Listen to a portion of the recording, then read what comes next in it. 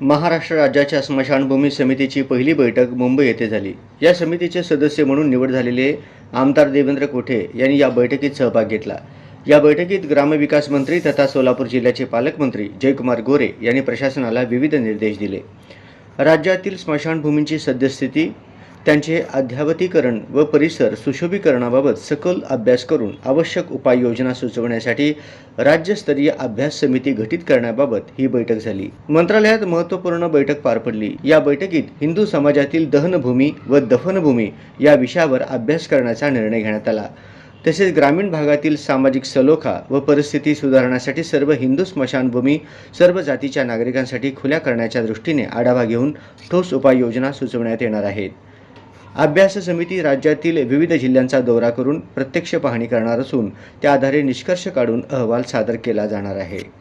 राज्यात जिथेही विकास कामांची मागणी केली जाईल त्या ठिकाणी प्रथम स्मशानभूमी उभारणीस प्राधान्य देण्यात यावे असे स्पष्ट निर्देश ग्रामविकास मंत्री जयकुमार गोरे यांनी यावेळी प्रशासनाला दिले। तसेच प्रत्येक गावात सर्व समाज घटकांसाठी एक मुख्य सार्वजनिक स्मशानभूमी असणे आवश्यक असल्याचेही त्यांनी नमूद केले। एक गाव एक स्मशानभूमी तयार करण्याचा शासनाचा विचार आहे। त्या अनुषंगाने विविध गावांचा अभ्यास करण्याचा निर्णय या बैठकीत घेण्यात आला। स्मशानभूमीमध्ये पाणी, वीज, वृक्ष लागवड, छत, RCC बांधकाम, बसण्यासाठी बाकडे, अप्रोच रोड व पोहोच रस्ता तसेच महिला पुरुषांसाठी शौचालय अशा मूलभूत सुविधा उपलब्ध करून देण्यावरही भर देण्यात आला।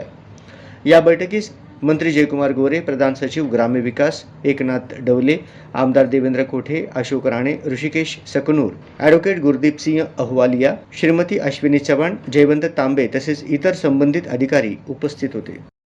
श्रीरस्तु शुभमस्तु कल्याणमस्तु श्री कृष्ण राय रामट सोलापूर यांच्या वतीनं श्री श्री श्री स्वामी कमलनाथ प्रसाद यांच्या संकल्पनेतून जगाच्या कल्याणासाठी सोलापुरात दिनांक 2 मे 2026 रोजी चिल्ड्रन पार्क शेजारी कर्णिक नगर येथे श्री श्रीनिवासा कल्याण महोत्सव 2026 चे आयोजन करण्यात आले आहे। तरी सोलापुरातील सर्व भक्तांनी मोठ्या संख्येने उपस्थित राहावे, भगवान व्यंकटेश्वर यांच्या अर्जित सेवेत सहभाग नोंदवून पुण्य फल प्राप्त करावे ही विनंती।